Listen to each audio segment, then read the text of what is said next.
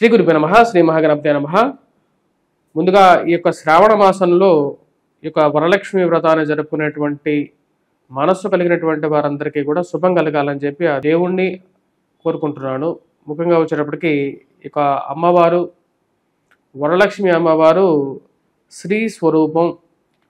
శ్రీ అంటే వచ్చేటప్పటికి లక్ష్మీ స్వరూపం, అంటే లక్ష్మికి మాత కలిగినటువంటిది శ్రీ అని చెప్పి దాని యొక్క అర్థం. అందుకనే మనకు శాస్త్రంలో శ్రీ అని చెప్పి ప్రతి ఒక్క దానికి కలపడం జరుగుతూ ఉంటుంది. అంటే శ్రీ గణపతి, శ్రీ మహావిష్ణువు, శ్రీ వెంకటేశ్వర, శ్రీమాత, శ్రీమాత్రే నమః, శ్రీ మహారాజ్ఞి, శ్రీ సింహాలంకేశ్వరి, ఇలా లలితా సహస్రనామంలో అయినా సరే మనం మిగతా దేవుళ్ళని పూజించేటప్పుడు శ్రీ అనేది కలపడం జరుగుతుంది. అలాగే వరలక్ష్మి వ్రతాన్ని కూడా శ్రీ వరలక్ష్మి మాతే నమః అని చెప్పి కూడా మనం చెప్పవచ్చు. అమ్మవారిని పూజించేటప్పుడు ముఖ్యంగా మనకు రాబోతున్నటువంటి ఏదైతే జరుగుతున్నటువంటి 8వ తారీఖున ఈ వరలక్ష్మి వ్రతానికి ముఖ్యంగా మనం గమనించినట్లయితే శ్రావణ మాసంలో శుక్లపక్షంలోను బహుళ పక్షంలోను ఉండేటువంటి శుక్రవారాల్లో పౌర్ణమి దగ్గరగా ఉండేటువంటి శుక్లపక్షానికి ఎక్కువగా ప్రాముఖ్యత అనేది ఉంటుంది. ఎందుకు దాని యొక్క శుక్లపక్షానికి ఎందుకు ప్రాముఖ్యత ఉండాలి అంటే, మనకు చంద్రుడు మొదటి 15 తిథుల్లో పెరుగుతూ వెళ్తూ ఉంటాడు. అదేవిధంగా తర్వాత 15 తిథులు అంటే పౌర్ణమి నుండి అమావాస్యకి చంద్రుడి యొక్క దినదినంగా తన యొక్క కాంతిని కోల్పోతూ అమావాస్య రోజు ఎటువంటి కాంతి లేకుండా ఉంటూ ఉంటారు. మరి అమావాస్య తిథి మంచిది కాదా అంటే అమావాస్య తిథి మంచిది కాదని ఎవరు చెప్పడానికి లేదు. ఎందుకంటే మనకు తమిళనాడులో, కర్ణాటకలో కొన్ని ప్రాంతాల్లో మనం గమనించినట్లయితే అమావాస్యని కూడా మంచి తిథిగానే చెప్పడం జరుగుతుంది. చంద్రబలం తదేవ కురుబలం తదేవ అని చెప్పి అంటారు మన వైదిక మంత్రాల్లో కూడా. శాస్త్రమంతాల్లో చంద్రబలానికి గురుబలానికి ఉన్నటువంటి గొప్పతనాన్ని, అంటే జరిగేటువంటి శుభకార్యాలకి చంద్రబలానికి గురుబలానికి ఉండేటువంటి గొప్పతనం గురించి చెప్పడం జరుగుతుంది.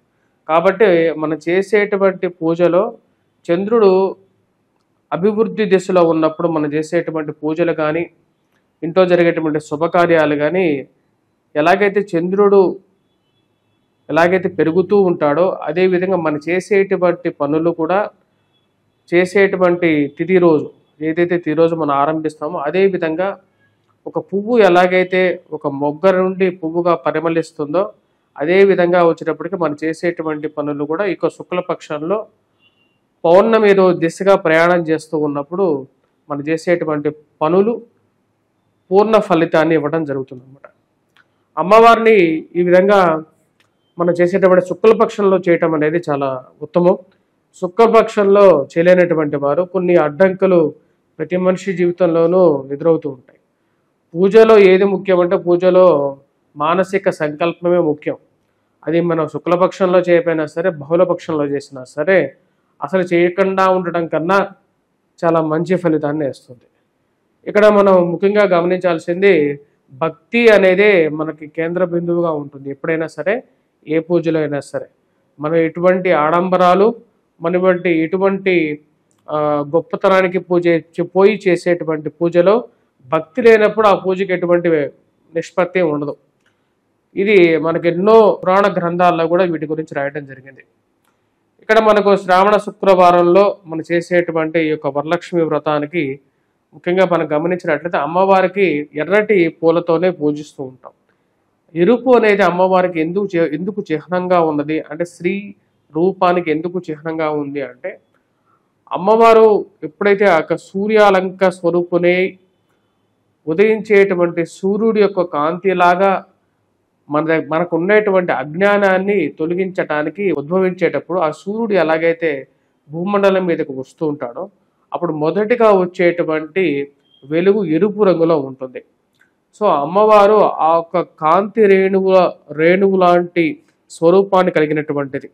అంటే అరుణోదయంలో ఉండేటువంటి ఆ కిరణాల్లో ఉండేటువంటి ఎర్రటి స్వరూపం ఏదైతే ఉంటుందో ఆ ఎర్రటి స్వరూపాన్ని కలిగినటువంటి దానివి కాబట్టి తనకి ఇష్టమైనటువంటి ఎరుపు రంగునే మనం వాడడం అనేది జరుగుతూ ఉంటుంది. ఇక్కడ మరియు వాటితో పాటు మనం ఈ యొక్క వరలక్ష్మి వ్రతానికి సంబంధించి చేసేటువంటి పద్ధతిలో ఈ యొక్క కుంకుమతో చేసినటువంటి ముఖ్యంగా వచ్చినప్పటికీ ఎరుపు రంగులో కలిగినటువంటి వస్త్రాన్ని కానీ, మరియు అదేవిధంగా ఎవరైతే ఆ యొక్క రోజున చేసేటువంటి అష్టోత్తర శతనామావళి కానీ, లేకపోతే కుంకుమార్చనలో కానీ కుంకుమని వాడడం అనేది పరిపాటిగా ఉంటుంది.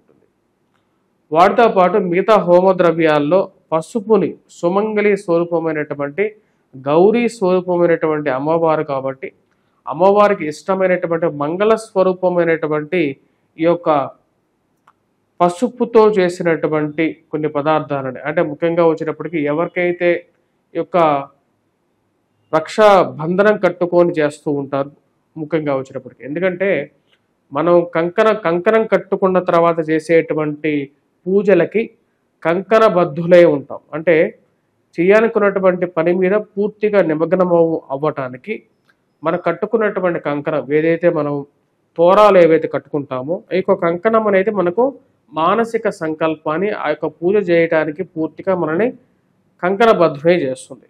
వాటికి పసుపు పూసి దాని తర్వాత దానికి పువ్వు ఆకులు మిగతా వాటితో పూజించిన తర్వాత మనం చేయడం జరుగుతుంది. కలశం పెట్టుకోవటం అనేది మనకు పరిపాటిగా వస్తున్నటువంటి ఒక కొంతమంది వీళ్ళల్లో వచ్చినప్పటికీ ఒక కలశాన్ని పెట్టుకోవటం అనేది ఒక పరిపాటిగా ఉంటుంది. ఎందుకంటే మీ యొక్క వంశంలో కానీ, లేకపోతే మీ యొక్క అత్తగారి ఇళ్లలో కానీ, లేకపోతే మీ యొక్క వంశంలో ఎవరికైతే ఈ యొక్క ఆచారం ఉంటుందో వారికి ఒక కలశం అనేది పెట్టుకోవడం జరుగుతుంది. కలశంలో ఉండేటువంటి ఒక ముఖ్యమైనటువంటి ఇదేంటంటే కలశస్య ముఖే కంటే సమాశ్రితే, అదేవిధంగా కలశంలో పోసేటువంటి నీరు ఏదైతే ఉందో అది సాక్షాత్తు ఉండేటువంటి జీవనదులైనటువంటి గంగా, సరస్వతి మరియు అదేవిధంగా యమున మిగతా నదులన్నిటికీ అక్కడికి మనం ఆవాహన చేయడం జరుగుతుంది. తర్వాత మనం పసుపుతో చేసినటువంటి అమ్మవారిని పెట్టడం, విగ్రహ రూపంలో ఉన్నటువంటి అమ్మవారిని పెట్టడం, అక్కడికి ఆవాహన చేయడం, ఆవాహన చేసిన తర్వాత వరలక్ష్మి అష్టోత్తర శతనామావళితో పూజ చేయటం, ఎవరికి తోచిన విధంగా వారు చేయగలిగినటువంటి ఏవైతే పుష్పాలను కానీ, ఆ రోజు చేసేటువంటి నివేదనలు ఏవైతే ఉన్నాయో మడిగట్టుకొని చేసేటువంటి వారు, మడి సాంప్రదాయం ఉండేటువంటి వారు ఎవరైతే స్నానం చేసిన తర్వాత పరిశుద్ధంగా ఆ యొక్క అమ్మవారికి చేసేటువంటి నివేదనలు ఏవైతే ఉన్నాయో నివేదనలు చేయటం, అమ్మవారికి పూజించడం, మరి అదేవిధంగా వచ్చేటప్పటికి ఆ అమ్మవారి యొక్క కరుణా కటాక్ష వీక్షణాలకి పొందటం. ఇక్కడ మనం ముఖ్యంగా వచ్చేటప్పటికి అమ్మవారి గురించి చెప్పాలి అంటే అమ్మవారు స్త్రీ స్వరూపం. స్త్రీ అంటే ఏంటి అంటే చతుర్భుజం కలిగినటువంటి బ్రహ్మకి అమ్మవారు చతుర్వేదాలను ఇవ్వడం జరిగింది. ఈ సృష్టి ఆవిర్భావంలో శ్రీ మహావిష్ణువు, అదేవిధంగా ఈశ్వరుడు, తర్వాత బ్రహ్మ, ఈ ముగ్గురు ఉద్భవించిన తర్వాత వారికి బ్రహ్మకి సృష్టి చేయమని చెప్పి హితబోధ చేయటం జరిగింది. సరే, ఇక సృష్టి ఆవిర్భవించినప్పుడు ఇక సృష్టిని ఎలా మొదలు పెట్టాలి అని చెప్పి అర్థం కానటువంటి స్థితిలో బ్రహ్మ ఉన్నప్పుడు తను మొదటిగా తన మనసులో తలుచుకుంది ఈ యొక్క లోకమాత అయినటువంటి లోకేశ్వరిని తెలుసుకున్నాడు.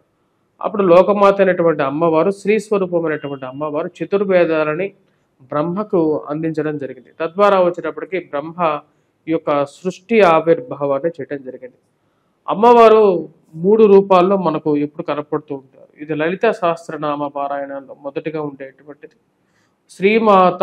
శ్రీమాత అంటే తల్లికి బిడ్డలు ఎలాగైతే ముఖ్యంగా ఉంటారో అదేవిధంగా వచ్చేటప్పటికి ప్రతి ఒక్కరిని తల్లిగా ఆదరించేటువంటిది అని చెప్పి శ్రీమాత.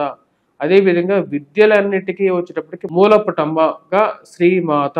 శ్రీ అనేది వచ్చేటప్పటికి ఈ యొక్క లక్ష్మికి తల్లిగా ఈ యొక్క స్త్రీని మనం చెప్పవచ్చు. తర్వాత మనం వచ్చినప్పటికీ శ్రీ మహారాజ్ఞే. శ్రీ మహారాజ్ఞే అంటే వచ్చినప్పటికీ ఎవరైతే మహారాజు లాగా ఎవరైతే ఉంటారో వారు ఈ యొక్క ప్రజలందరినీ పరిపాలించగలిగినటువంటి శక్తి అనేది వారిలో ఉంటుంది. అది కాబట్టి వారికి శ్రీ మహారాజ్ఞి అంట. శ్రీ మహారాజ్ఞి అదేవిధంగా సింహాలంకేశ్వరి అంటే సింహాసనం మీద కూర్చుని అధిష్ఠించిన దాన, అంటే రాజులకి కావలసినటువంటి సింహాసనం మీద కూర్చున్నటువంటి దాన. సింహాసనం మీద కూర్చున్నటువంటి వారు దుష్టులు ఎవరైతే ఉంటారో వారిని శిక్షించడం కూడా జరుగుతుంటుంది. శ్రీమాత అనేది సృష్టికి ఆరంభం. మాతా స్వరూపం అనేది సృష్టి ఆరంభ రూపం. అదేవిధంగా శ్రీ మహారాజ్ఞి అంటే రాజు ఎప్పుడైనా సరే ఈ యొక్క ప్రపంచాన్ని పరిపాలించగలిగినటువంటి శక్తి, అంటే పోషకుడిగా ఉంటూ ఉంటాడు అన్నమాట. అంటే పోషక రూపమైనటువంటిది శ్రీ మహారాజ్ఞి. అదేవిధంగా శ్రీ మహాలంకేశ్వరి అని చెప్పి సింహాసనం లంకేశ్వరి అని చెప్పడం జరిగింది మూడోది. అంటే శ్రీ సింహాసలంకేశ్వరి, సింహాసనం మీద కూర్చున్నటువంటి వారు లయానికి మూలరూపంగా ఉంటారు. అంటే సృష్టి, స్థితి, లయ ఈ మూడు స్వరూపాలకి అమ్మవారు మూల బిందువుగా ఉంటారు. మనం ఈ యొక్క రాబోతున్నటువంటి వరలక్ష్మి వ్రతానికి ముఖ్యంగా వాడవలసినటువంటి పదార్థాల్లో కలువ పువ్వులు, ఎందుకంటే అమ్మవారు ఎప్పుడు కలువ పువ్వుల్లో నివసిస్తూ ఉంటూ ఉంటారు. ఇక వాడేటువంటి పూలలో వచ్చేటప్పటికీ మనకు ఎర్రటి పూలు ఏవైనా సరే మనకు దొరికినట్లయితే ఆ పూలని, ఏవైనా సరే బంతి పూలని లేకపోతే వాసన లేనటువంటి పూలని వాడాల్సినటువంటి అవసరం లేదు. ఇంట్లో డెకరేషన్ పాయింట్ ఆఫ్ వ్యూలో మీరు వాడుకున్నా సరే పర్వాలేదు, కానీ ఈ యొక్క సుగంధంతో కలిగినటువంటి పూలను ఏవైతే ఉన్నాయో వాటిని మాత్రమే వాడాలి. మరి వాటితో పాటు మిగతావి కలువ పువ్వులు, ఎందుకంటే అమ్మవారు సాక్షాత్తు ఎక్కడి నుంచి వచ్చారు అంటే ఈ యొక్క కడలిలో నుంచి వచ్చారు, జ్వలస్వరూపంగా ఉంటారు, జలస్వరూపంగా ఉంటారు. కాబట్టి అమ్మవారిని కలువ పువ్వులతో పూజించినట్లయితే కూడా మంచి యోగ్యత అనేది ఉంటుంది. అమ్మవారికి ప్రీతి పాత్రమైనటువంటి స్వరూపాలు. లక్ష్మీ స్వరూపమైనటువంటి అమ్మవారికి ఇష్టమైనటువంటి కొన్ని విషయాల్లో ముఖ్యంగా వచ్చినప్పటికీ పసుపు కుంకుమలతో పాటు మనం సుగంధ భరితమైనటువంటి పదార్థాలు ఏవైతే ఇంట్లో ఉంటాయో అవి ఇంట్లో ధూపం వేసుకోవటం, ఇంట్లో ఉన్నటువంటి ఏవైతే నెగిటివ్ ఎనర్జీ అనేది కూడా వెళ్ళిపోతూ ఉంటుంది ఈ యొక్క ధూపం ద్వారా. వాటితో పాటు ఇంటిని కాంతి రూపంలాగా వెలుగు వచ్చే విధంగా ఎక్కడైతే పూజ చేస్తున్నారో ఆ ప్రదేశంలో ఏర్పాటు చేసుకోండి. వాటితో పాటు ఇంటిని శుచిగా శుభ్రంగా చేసుకున్న తర్వాత మిగతా ప్రాసెస్ అంతా స్టార్ట్ చేయాలి. ఇక్కడ అమ్మవారికి ప్రీతిపాత్రమైనటువంటి పాల పదార్థాలతో చేసినటువంటి పిండి వంటలు అనేవి అమ్మవారికి చాలా ప్రీతిపాత్రమైనటువంటివి. ఎందుకంటే ఈ యొక్క లక్ష్మీ అమ్మవారికి వచ్చేటప్పటికి క్షీర రాజ్య తనయ, ఎందుకంటే క్షీరసాగరంలో నుండి ఉద్భవించినటువంటి వారు లక్ష్మీ స్వరూపం. లక్ష్మీ స్వరూపమైనటువంటి వారు అమ్మ వరలక్ష్మి మాత.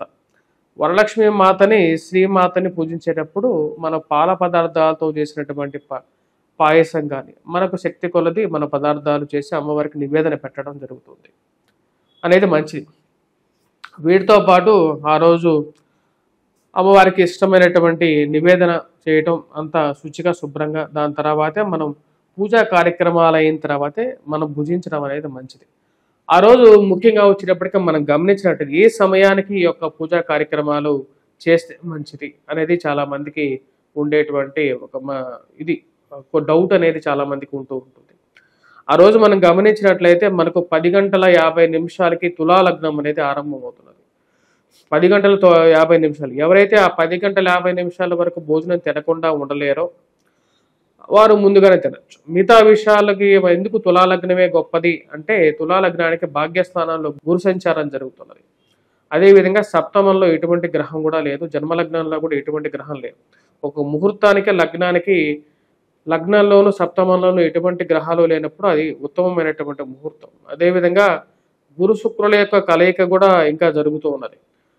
అది లక్ష్మీ స్వరూపం, భాగ్యస్థానాల్లో బెటర్ లక్ ఫ్యాక్టర్ అనేది ఎక్కువగా ఇవ్వగలుగుతుంది. మిగతా లగ్నాలు అంటే ముఖ్యంగా వచ్చేటప్పటికి సింహలగ్నాల్లో గురువు బలవంతుడిగా ఉన్నప్పటికీ కూడా సప్తమంలో జన్మలగ్నాల్లో కేతువు, సప్తమంలో రాహువు, ఇది బాగలేదు ముహూర్తం. తర్వాత సమయానికి వచ్చేటప్పటికి అంటే 10:50 కన్నా ముందు ఏదైతే ఉందో అది జన్మలగ్నంలో అంటే కన్యాలగ్నంలో కూడా బాగాలేదు. కన్యాలగ్నంలో జన్మలగ్నంలో కుజుడు సంచారం చేస్తున్నాడు, అది కూడా బాగాలేదు. కాబట్టి లగ్నంలో ఎటువంటి పాపగ్రహం లేనటువంటి ఈ యొక్క తులాలగ్నం ఏదైతే ఉందో అది చాలా మంచి లగ్నంగా కూడా చెప్పడం జరుగుతుంది. కాబట్టి 10:50 మీ యొక్క పూజ అనేది మొదలు పెట్టుకోండి. శుభ సమయంలో శుభముహూర్తంలో చేసేటువంటి పూజకి విశిష్టమైనటువంటి ఫలితం అనేది పొందగలుగుతారు. ఇది శాస్త్ర విదితం. స్వస్తి.